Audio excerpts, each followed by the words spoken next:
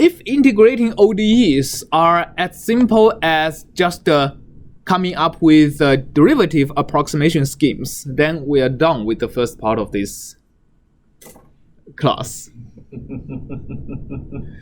But reality is a little bit more difficult than that. So the first question is, okay, how do we use a derivative scheme to solve the ODEs? And here, let me just start with two of the schemes we just thought was the best. One is a little bit more compact. That is du dt, again, is equal to u of t plus delta t minus u of t minus delta t divided by 2 delta t. And another one is du dt, I mean, it's approximate for sure.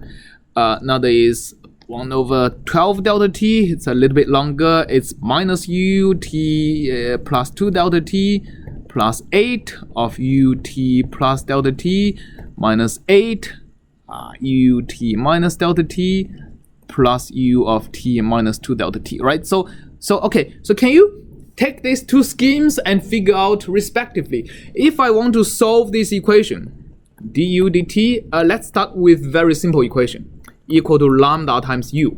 Okay, I want to solve this equation with initial condition u0 equal to 1. Let's also start very simple. How do you use these two schemes to solve that simple equation? It's the simplest equation you can find in 1803, right? So I mean, the beauty of numerical method is that if you know how to solve this equation, you can use the same scheme to solve any equation, right? So, okay, so try to figure out how to solve this equation using these two schemes. D prime at 0.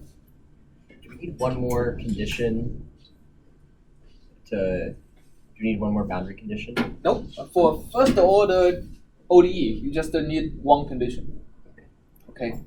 You just need one initial condition. If you have a second order ODE, you need both the value and derivative. By the way, if you look at the equation, if you know what u is, you automatically get what the derivative is, right? So that's kind of a natural way to check. It's got the lambda. Yeah, it's a natural way to check how many boundary conditions you need. I mean, how many initial conditions you need. Sorry, I thought I was also trying to solve for lambda. No, just a given lambda. Okay, so yeah. Let me just say, okay, du dt equal to minus u. Even you can get simpler than that. But if I'm like flying the spaceship, right? Okay, so let me. I see some groups already get very complete answers, and some people are kind of on the right path. So let me kind of sorry to break your line of thoughts, and I'm just going to summarize some of what we had so far, right? So a lot of us knows. I mean, I see a lot of us knows already how to do forward order. I guess is that taught somewhere else in here, or you learned it yourself? I think you got it in the reading, right? So you also had that. So actually, forward order is basically converting. Okay, so let me first write down what forward order is. You have u at t plus delta t is equal to u of t plus delta t times f of ut, right? So here, I mean, it's assuming you are solving the equation du dt equal to f of ut.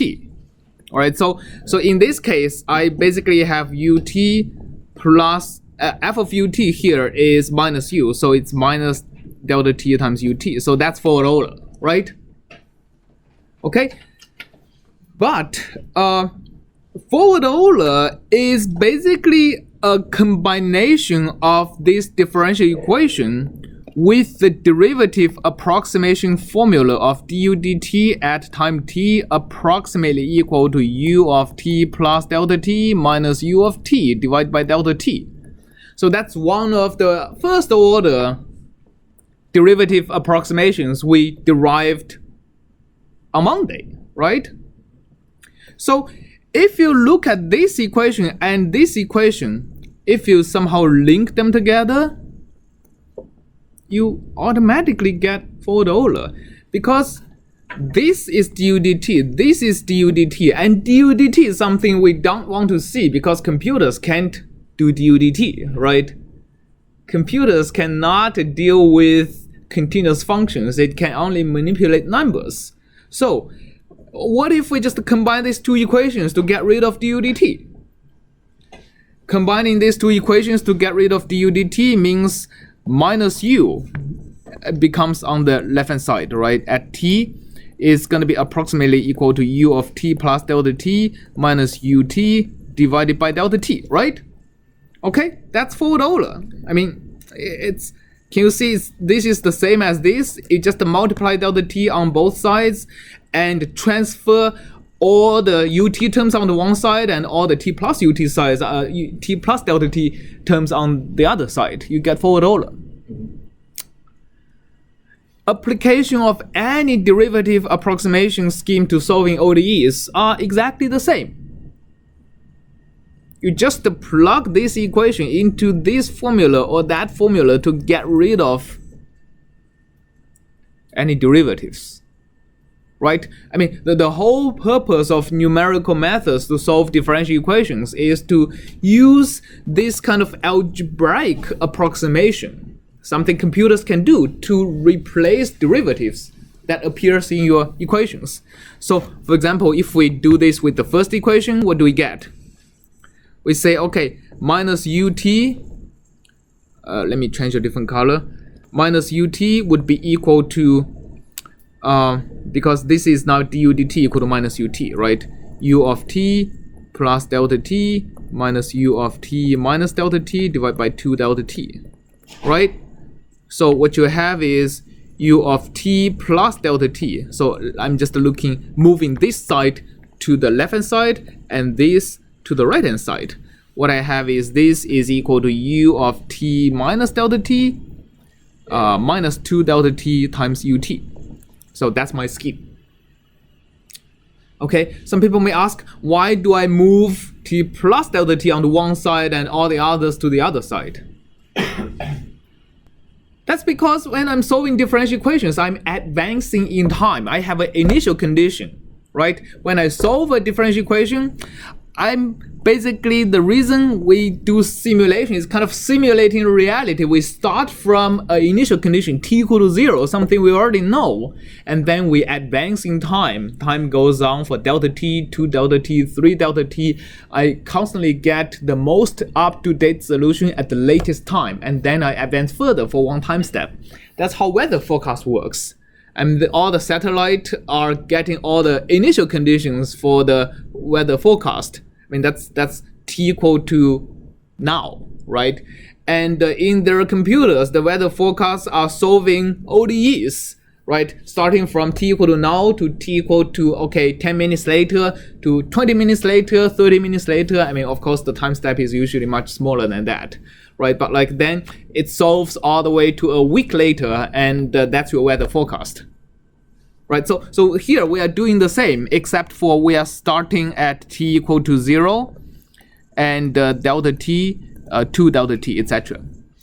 But the problem is that, okay, so here we encounter the first difficulty in applying any derivative scheme to integration is that, what if I have to start with t equal to 0 and I don't have the data of t minus delta t usually, right? So I have to use something like forward Euler, right? Forward Euler to start the calculation to get me t equal to delta t. And then I have two data points. I have t equal to 0 and t equal to delta t. Then I can set here t equal to delta t and get my u at t plus delta t, which is 2 delta t. And then it becomes an exercise of climbing like a ladder, right? Every time I come to a new rung and I use the same formula to get to the next rung. This formula, the fourth order formula, requires even more startup, right? Because in order for me to apply this formula to get the one next data point, so this is the one next data point I'm getting. It requires Okay, so this is at t, right? After I replace this with the differential equation, I get a minus u at t. So I need u at t, I need u of t plus delta t, t minus delta t, t minus 2 delta t. I need 4 data points for me to even start using this formula. So what I need to do is I use forward Euler for one step. I use this, which we call midpoint rule, for 2 steps, and then I start to use this 4th order equation. Okay, so that's how you use use this derivative approximation scheme to do that. And Faisal and Sam and Yuan had exactly this scheme written down over here. So very good job.